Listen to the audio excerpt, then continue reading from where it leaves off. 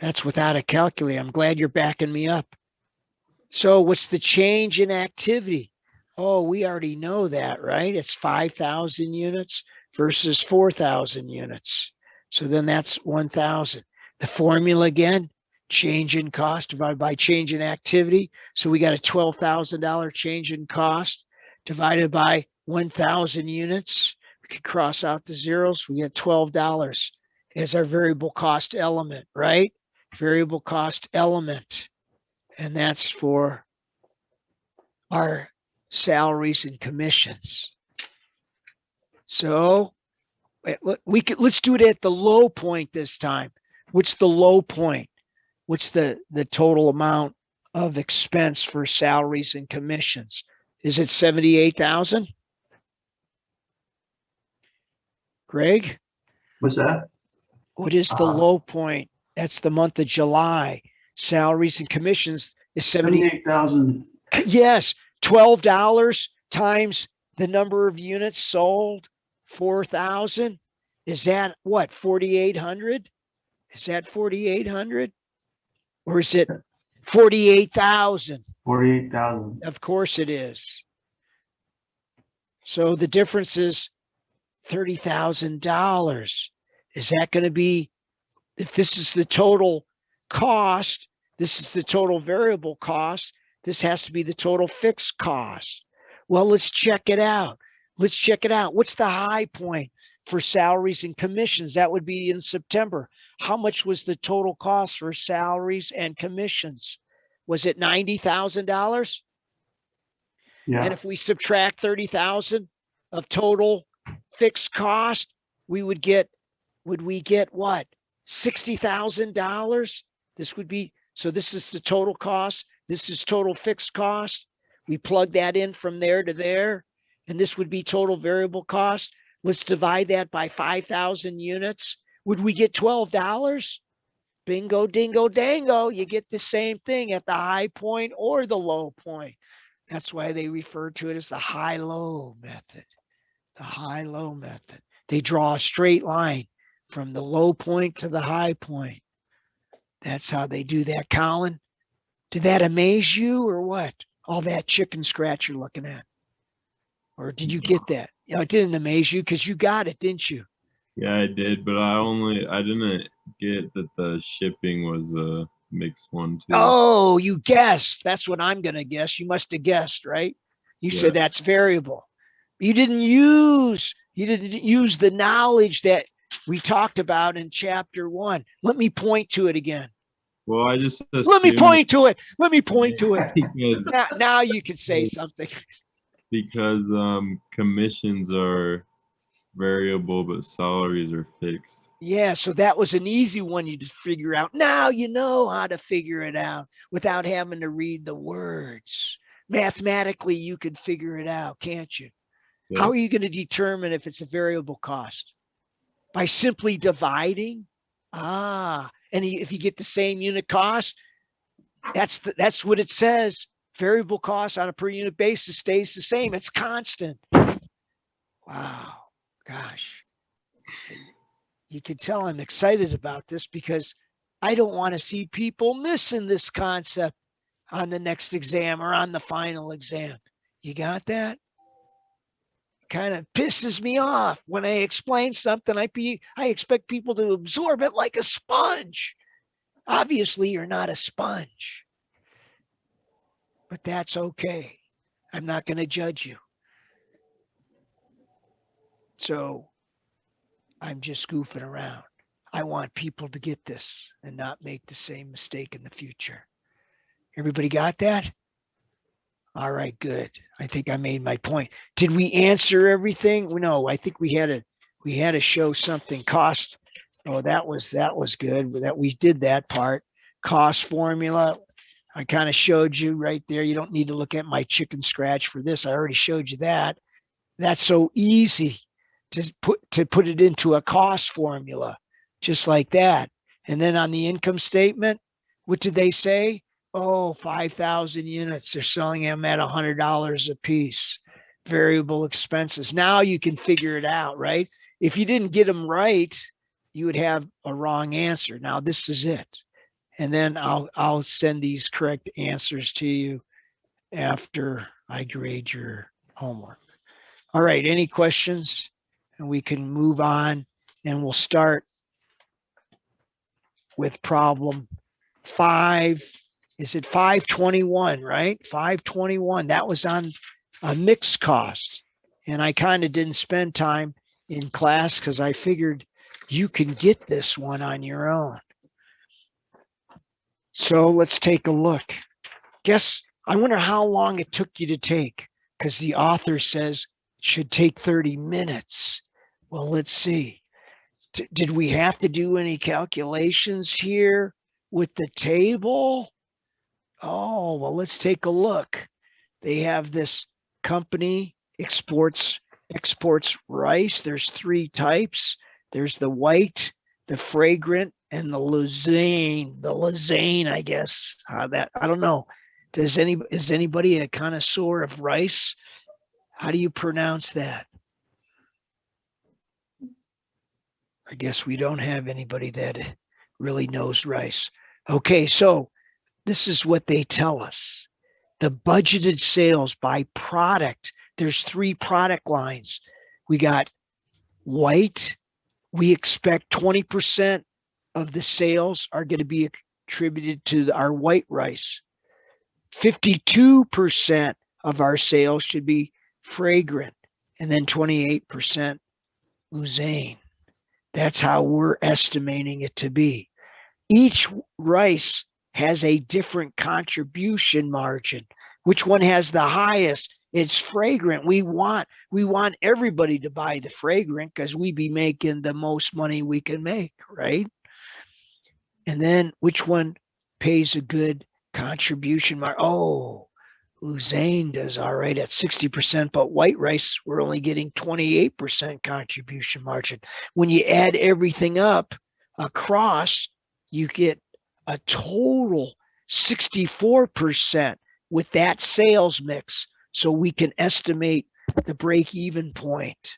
We could take total fixed cost, and our total fixed expenses are $449,280. And we could divide it by the contribution margin percentage, which is 64%.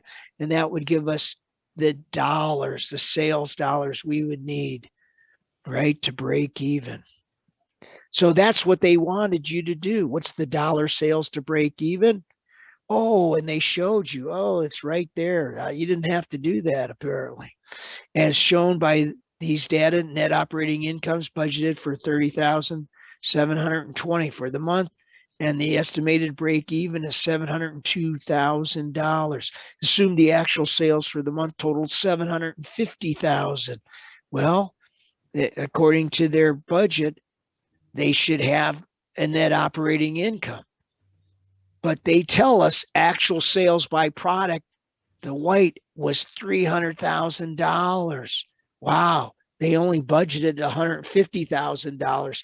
We're selling twice as much of the white stuff and we're getting the least amount. That's not going to bode well. Oh no, look at fragrance, sold only $180,000. We predicted $390,000. That one had the largest contribution margin ratio of 80%. We're going to be hit hard. We'll probably end up with a loss with this scenario going.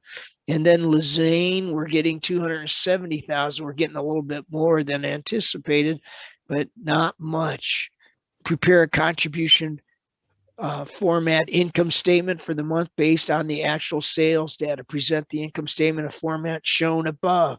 So then you just had to show the same kind of thing, the 3 different product lines. And then you showed the percent of the total. Look, fragrance only 24% of the total being sold now. White is 40%. That's twice as much of the white. Lausanne went up from 28 to 36%. But guess what? Look what's happened. Our contribution margin. We're contributing more with the white, but look, not as much as we had with the fragrant. Look at the fragrant. Before we were contributing 312,000. Now it's down to 144,000. So we add this up, the total contribution margin is total is 390,000. We look in the book on page 233, they have a total contribution margin of 480,000. We're going to run a net operating loss. Yes. 59,280. Yes. Oh, and our overall contribution margin went down. So all you do is add everything up, get your total sales. Now you have your total variable costs, and here's your total contribution margin in dollars, and we can divide it by the sales to get the overall contribution margin. We can determine the break-even point. All right. So in the book, they had a 64% contribution margin. Now, because more rice was shifted, more sales were shifted to the white with the lowest contribution margin ratio, and less was sold of the one with the highest contribution margin, that's going to hurt us. So our overall break even is 52%. What would we have to just to break even if we kept the sales mix like this? How much more would we have to? Wow, we would have to sell $864,000. Wow. And we only sold 750. Yes, that means we're short. We're short on sales. Okay, everybody good with that? In part 2, they just say it's pretty obvious. Although they met their sales budget for the month, the mix of products changed substantially from the budgeted. This is the reason why the budgeted net operating income was not achieved, and the reason the break-even sales were greater than budgeted. The company's sales mix was planned at 20% for the white, 52% for fragrant, and 28% for Luzane. The actual sales mix was 40, 24, and 36%. So shown by these data, sales shifted away from fragrant rice, which provided the greatest contribution per dollar of sales, shifted it to the white rice, etc. Everything we kind of more or less said. Okay, any questions on 5-21? Yeah, why would you say that the shift in sales mix shifted towards the white as opposed to Luzane? Okay. Because Luzane had the higher Yes, count. yes. But let's look at things relative. Relative. What did they budget white at? 20%. 20, What did they achieve? 40. Twice as much. Twice as much. Can you take 2, multiply 20%? That would get you 40%. But how about here? Luzane, 28%. It increased not twice, only by 8 percentage points. 28 plus 8 got you to 36. Yeah, that was a positive move, but this is the one that killed us. 300,000, because it was twice as much, giving us the lowest contribution margin on each dollar sale. And then what happened here? This look, we only had 180,000.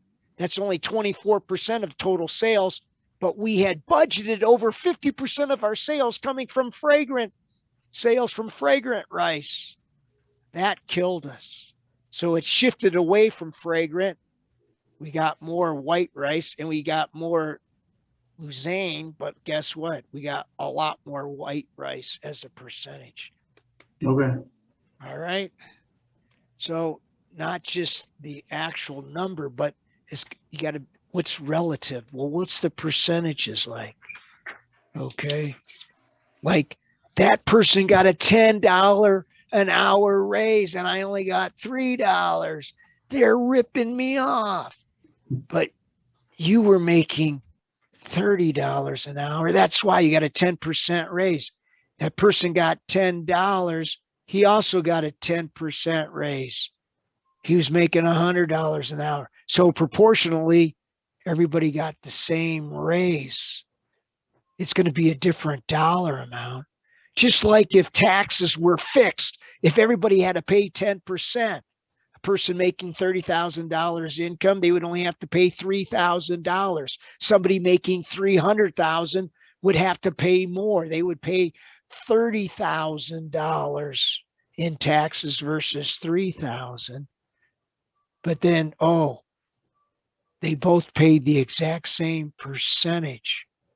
Well, what is considered fair, or is fairness in the mind of the individual? Is it fair that everybody pays the same tax rate? You make more, you're going to pay more. Or should people pay higher tax rates if you make more? Well, that's been argued throughout time. Did we always have an income tax on individuals' income? Greg, you're the one that's going to be the CPA. You need to know the history. Was there always an income tax? Or did it come about because of let me think, was it the 16th Amendment in 1913? 1913, they had to amend the Constitution because it was unconstitutional, because they did try to have individual income tax back in the Civil War, and they did. Both the North and the South had an income tax on their citizens. And then the war was over with, so they eliminated the income tax. And then I think it was 1888, the US government was going to instill an income tax on the people again. But somebody took it to court, and they looked at the Constitution. The Constitution said you could not, the way they were applying the income tax laws. So then they had to scrap it. But then they got enough states to say yes. They amended the Constitution. And when it first came out, Greg, you should know this. The highest tax rate was 3%. 3%. People that earned more than $10,000 in 1913, they had to pay a tax rate at 1%, Greg. 1% on anything in excess of $10,000. Anybody making income in excess of 20,000, they had to still pay 1% tax on the excess on anything over 10,000, but over 20,000 they had to pay 2%, and then over 30,000 they had to pay 3%. That was pretty darn low. And guess what? At the time they were enacting the law, they were discussing.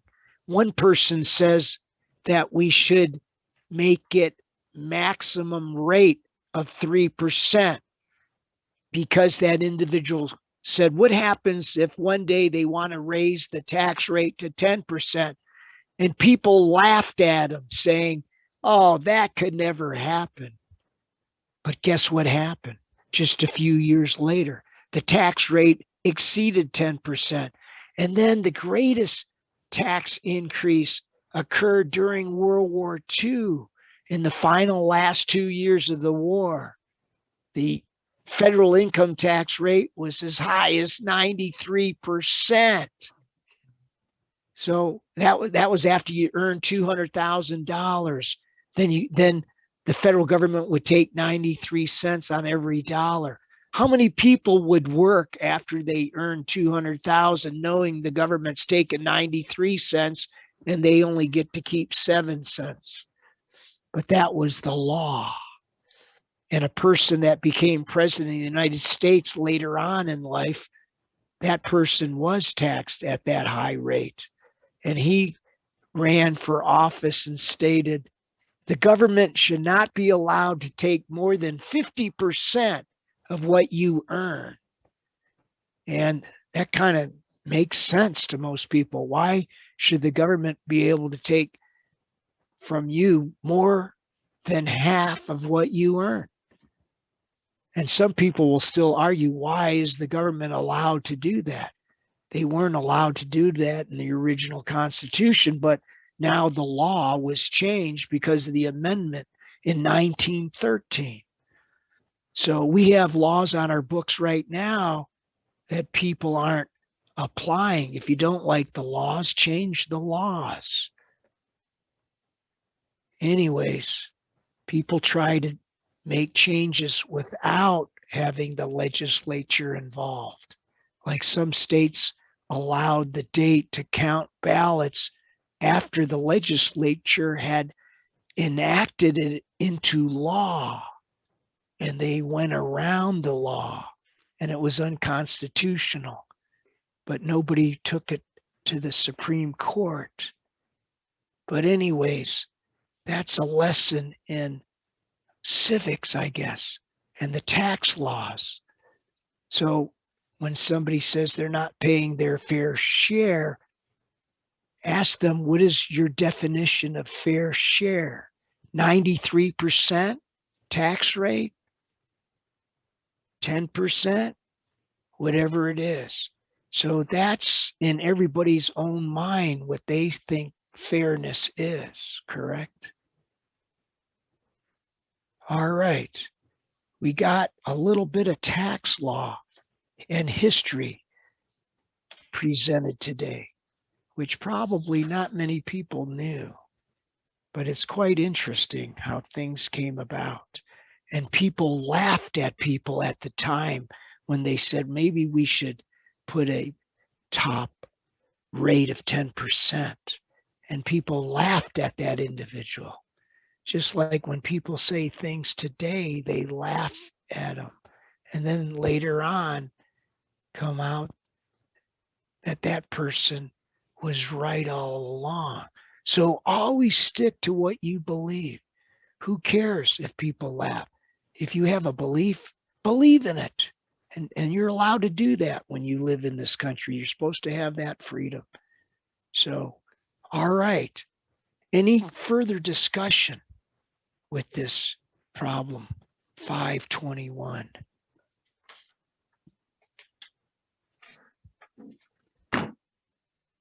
I take that that's a no. So let's move on to 5-23. Because 523, I hope, wasn't too difficult for you. However, the author says it takes 60 minutes. Did it take you less time or more time? Well, let's find out. Let's see how we can do this. We got this Feather Friend Inc. distributes high quality wooden birdhouse that sells for $20 per unit. Variable expenses are $8. Oh man, if I had a piece of paper right now, I don't even read any further. I just write it down. I write down because that's pertinent information. I got a selling price of $20, right? And the variable expenses or variable cost, $8 per unit. Wow, what's that tell me right there? I got a $12 contribution margin going on. And then my fixed expenses, total fixed cost, are at $180,000. Wow, I've set this up. Oh, 12 divided by 20. What is that? Oh, with that, yes, it would be 60%. This has to be 40% because we know sales divided by sales is 100%. I just do that automatically when I have these kinds of problems. Did you do that too, Greg? No. Yes, good. You're thinking like a CPA. You'll get there. All right. And now they give us the operating results for last year: sales 400,000, variable expenses, contribution margin, fixed expenses, net operating income. Number one, what is the product's contribution margin ratio? We already got that done, didn't we? Boom, boom, ding. Number two, use the contribution margin ratio to determine the break-even point. So when you determine the break-even point, that'll be the break-even point in dollars, isn't it? When you take the total fixed cost and divide it by the contribution margin ratio. Look at that. I got it memorized already. I read the chapter. Oh, how many times have I read that chapter? They tell us 180,000 is our total fixed expenses divided by 0.6.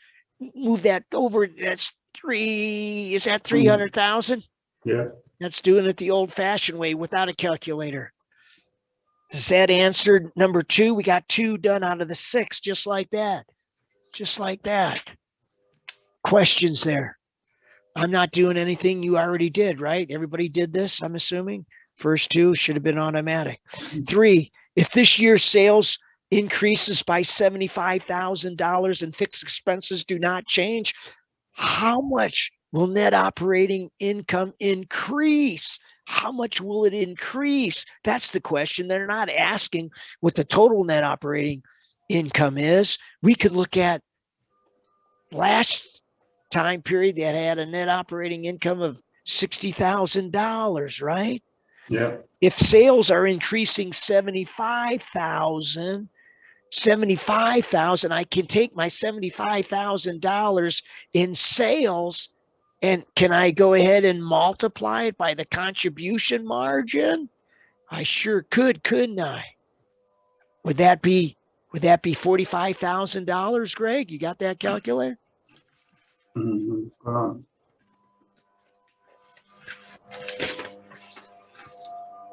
Yes, that's 45,000. 45,000? Oh yeah. Or is it? Yeah, 45,000. Greg's calculator's not working. I guess he has a solar eclipse going on in Page, so everything went dark. So you're going to make 45,000 in the contribution margin. Your total fixed expenses have been paid off already, right? Because your net operating income is 60,000, right? So additional sales. So then it's just going to be that simple. $45,000. Did you come up with that as an answer for 3? I did it the long way. Oh, the long way. You don't have that kind of time on an exam. You got to do the shortcut, Greg, especially on the CPA exam. They expect that you know that. You have the knowledge that I'm already past the break-even point, so everything's going to contribute to the bottom number.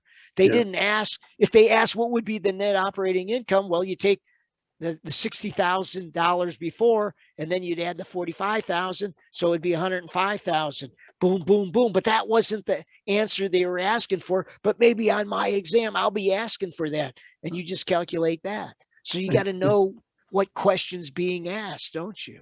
I still got the $45,000. No, I don't doubt that you did, but you took 3 times as long to get it. And then you're going to say, I ran out of time. Yeah. And I'm going to go, you didn't know the shortcut method? You didn't understand what the contribution means?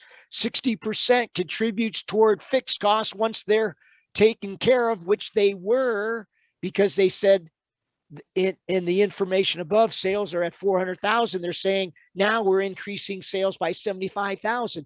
That information above is not relevant right now. The only thing relevant is, hey, we're beyond the break-even point. So whatever dollar sales we have, we're going to contribute 60 cents or 0.6. That equals $45,000. Our net operating income will increase by 45,000.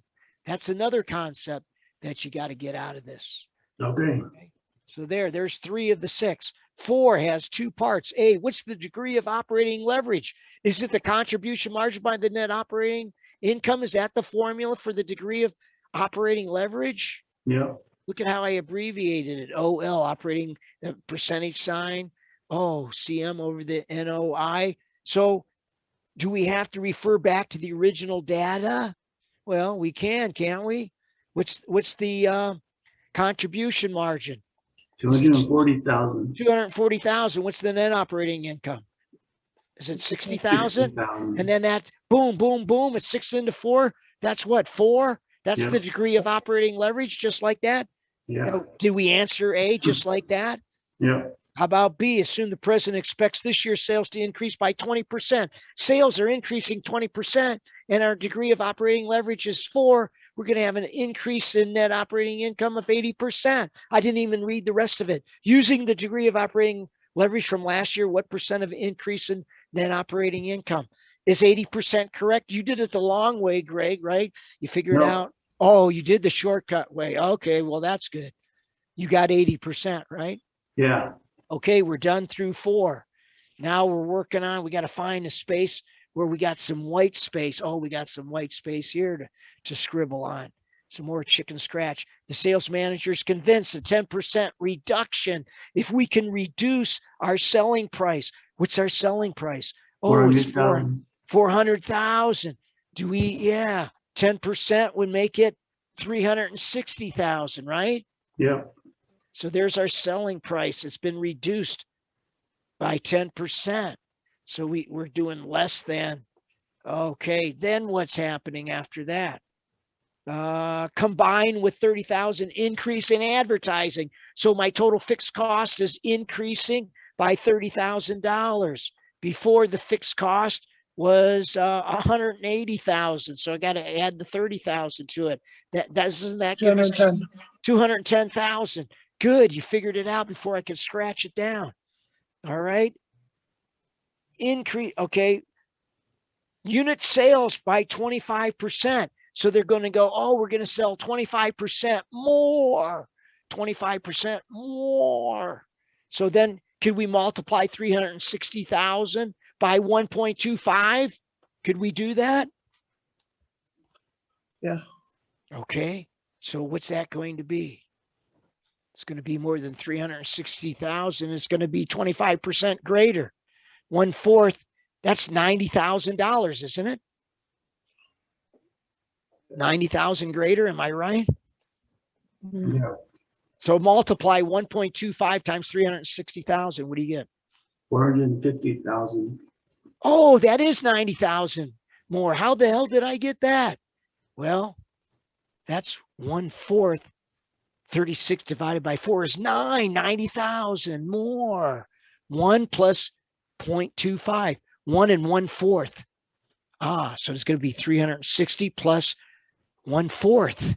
That's 90,000, 450,000. All right. That's for Greg. Greg, if they don't allow you to use the calculator, but I think now they allow you to use calculators. You don't need to know all these shortcuts. But what happens if you get a total eclipse of the moon, or I mean of the sun, and it's solar powered calculator? You'd be out to lunch. You could practice doing it this way, right? And you'd be okay. If the sales manager's right, what would this year's net operating income be if his ideas were implemented? Do you recommend implementing this sales manager's suggestion, Greg? And what did you come up with? Well, looks like it comes out to the same. Comes out to the same. So you want to work harder and longer and get the same income? No, I wouldn't want to do 40,000. that. And Vanessa got something else. She got 40,000. She didn't get the same. She got $20,000 less, Greg. How did you get 60,000? That's what they had before when sales were just 40,000, 400,000. In the book on page 234, doesn't your book show 60,000 net operating income? Vanessa did it. She got exactly what the book has as their solution. There's that 450,000 that we came up with. 25,000 units is 25% more than what they had before, right? So look at that, Greg.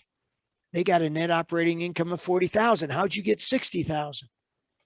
I did, Well, look at your, multiplied the variable, I got the variable expenses by multiplying 450,000 by 40%, and I got 180. well, that's a And that gave mistake. me That's a mistake.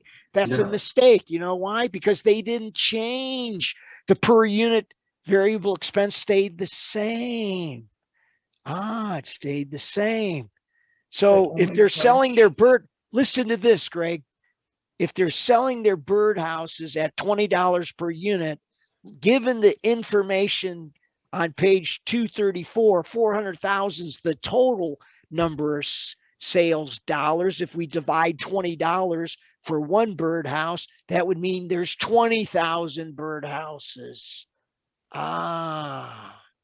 So that's what you have to do is you got to use the relevant information. All right. No questions on 5. Let's look at 6. The president does not want to change the selling price. Instead, the fixed, wait, I lost my, where was I reading? Instead, he wants to increase sales commission by $1 per unit.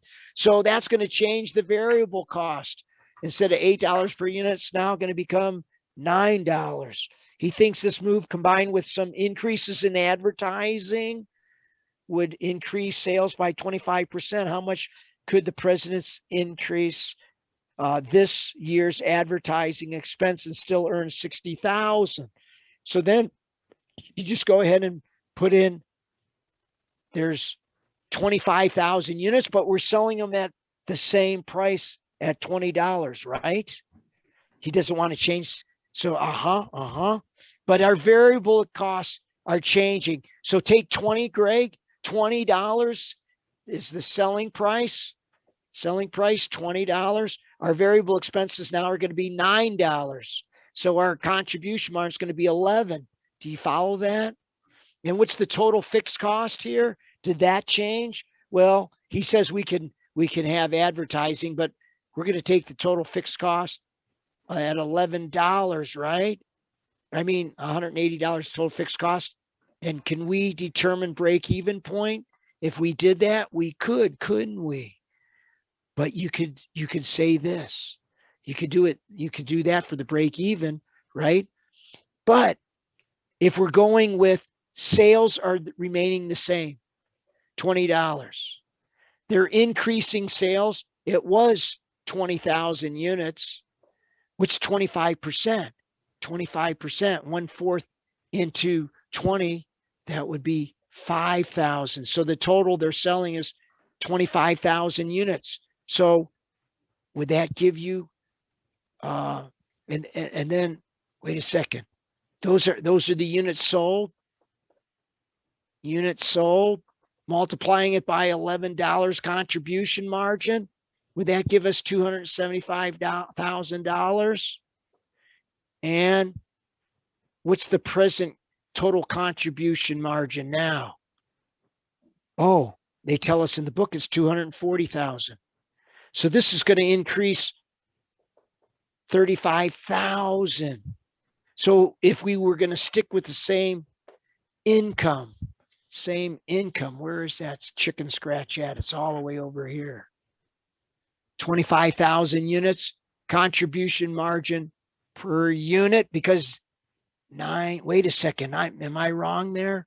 Because it was $20. It was $20. It was $8 variable cost before, but now it's $9. So that would be the contribution margin per unit. We'd have $9. So we would have a total contribution of $275. The way it is currently, it's $240. So there's $35,000 more dollars, and we would get to keep $60,000 net operating income. So our advertising can go up by $35,000. Who got that right? Vanessa? I did. Cherie? She didn't get it, but now do you see it? Okay, Greg got it. Did you do it the long way or did you do it the short way? You're starting wrong. Oh, you did it wrong. Well, now you're starting to see the shortcut method, right? You see how I just went right to the contribution margin. The contribution margin is what I get to contribute toward fixed costs, and then anything beyond our fixed cost goes toward the bottom number of net operating income. So now we're on to the problem where people had problems with. This was the challenging one. This is the one that you really had to think through. Vanessa, I'm curious what you ended up with.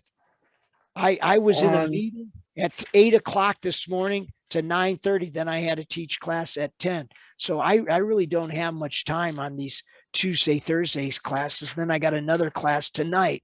And then I want to drive home down to Peoria because I got a memorial I got to get to on Friday. So, all right, Vanessa, take it away. What's the problem state? So we are on Problem 25? 522. Problem 522. That was the problem that gave you trouble. 525. 525. 525. 525. Good job, Greg. Way to stay up on it. So that's on page So- 235. 235. So what do they want us to do first? What's the first So thing? Neptune Company produces toys and other items. We know all that. What do they want us to Oh. do? What is the monthly break even point for the new toy? What's the monthly break even point? Boy, that sounds like one of those formulas we got to use. Which formula? They want to know the monthly, the break even point for the new toy in unit sales and unit dollars. Well, there's two formulas, break even point in units. So that one is our total fixed cost divided by contribution margin per unit. Wow. And then the break even point in dollars, sales dollars, that's the same numerator. What changes? Contribution margin percentage. Ratio. Right there. Isn't that the correct formulas?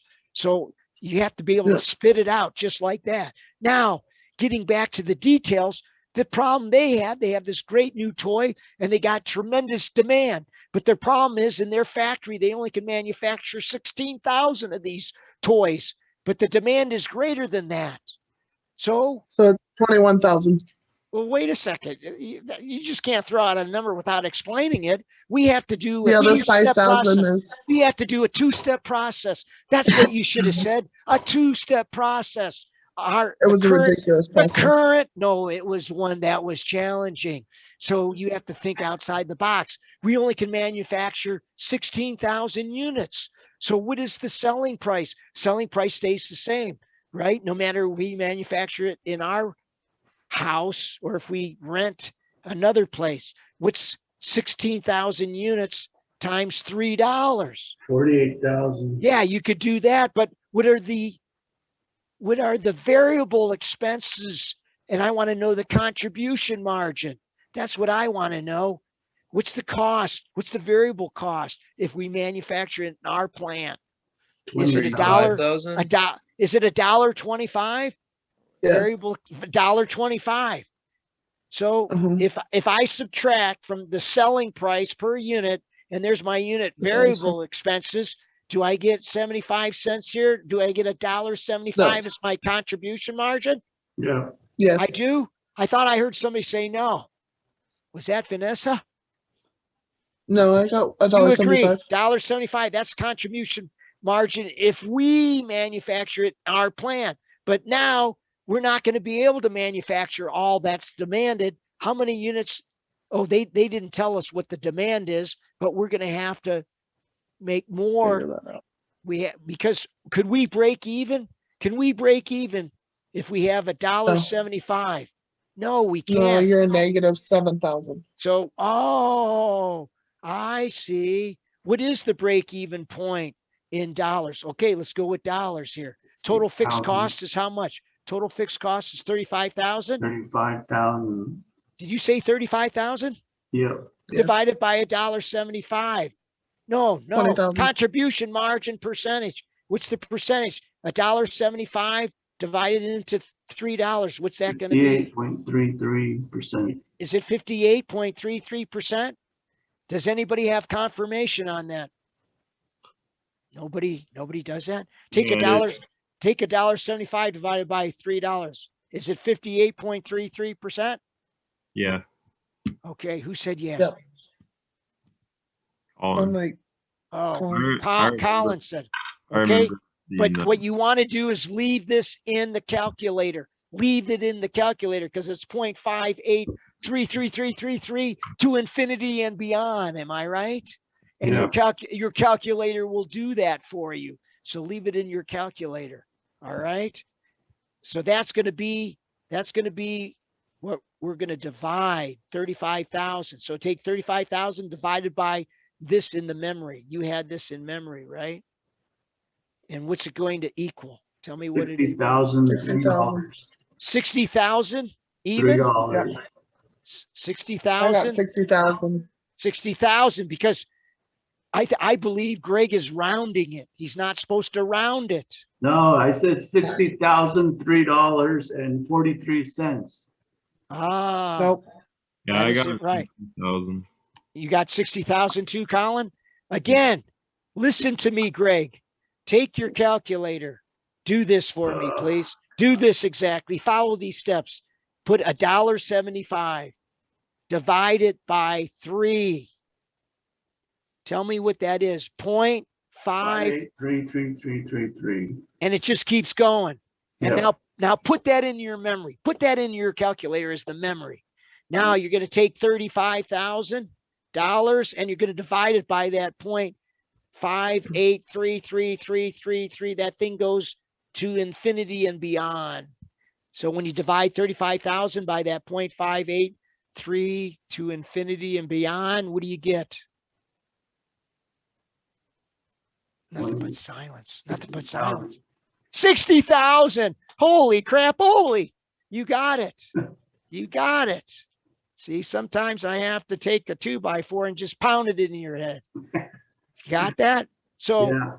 that's the break-even point in dollars, right? Yeah. But we can't manufacture the number of units. Let's find out how many units we would have to manufacture in our, 20,000. what is it? 20,000. 20,000, because the contribution margin per unit is $1.75. We can't manufacture 20,000, so we're going to have to rent. We're going to produce 16,000 out of our factory. Then we're going to have to, just to break even, we're going to have to make another 4,000 renting somebody else's facility. But in that facility, our variable cost increase, right? The variable cost increases. What is it? $1.70? And Is it $1.70? $1.45? $1.75. $1.70. Oh no, I'm sorry. What is it? Somebody. All right, $1.40. $1.40 now. Holy schmolies. So the contribution margin's only $1.60. In our plant, we were getting $1.75, but because we have to rent it and the inefficiencies that they talked about, we're going to have $1.60, right? So when we manufacture 16,000 units, 16,000, we have 35,000 total fixed cost in our plant to cover, but we can't cover it all. We only can cover 16,000 units at, guess what? $1.75. So multiply $1.75 times 16,000 units. What do you get? What do you get? 28,000. 28,000. So we had fixed costs of 35, but we covered 28,000. We still have to cover another 7,000 plus what's the fixed cost in renting the other factory operation? $1,000 per month. Okay. So then we have a total of $8,000 yet to cover before we break even, correct? And so we have to And divide take that by the 1.6. Yeah, what's 1.6 represent? The contribution margin in the place we're renting, right? And what's that number going to be? What's that number going to be? It is 5,000. 5,000 more over the 16,000 that we're doing in our factory. That's a total of 21,000. No, Vanessa, now you can say 21,000. You can't just throw out 21,000. That's the answer. And you expect everybody to know how you got it. We had to go through all of this. You got it. It was You had to ridiculous. think, you had to think outside. You don't like to think, do Whoa. you now? If you're a I good don't thinker, know. if you're a good thinker I and do problem think a lot solver, though. and if you can solve problems, you can make a lot of money in life. Okay, so who had 21,000? Anybody? Now let Yes. me just throw down their answers since we're down to 2 minutes on my clock, 1 minute on the. Okay, there's that 35,000. That's the fixed cost in our operation. We only can manufacture 16,000 units, so we can cover 28,000. Because what's the contribution margin? $1.75 times 16,000. That should give us 28,000. Subtracted, we still got to cover 7,000 fixed costs from our factory plus the $1,000 a month to rent the factory, and so that's a total of 8,000 fixed costs we still have to cover. And at $1.60, because that's we're going to have to now use the one we're renting, and our contribution margin is only $1.60. We could divide 8,000 by $1.60. And what is that? How many units?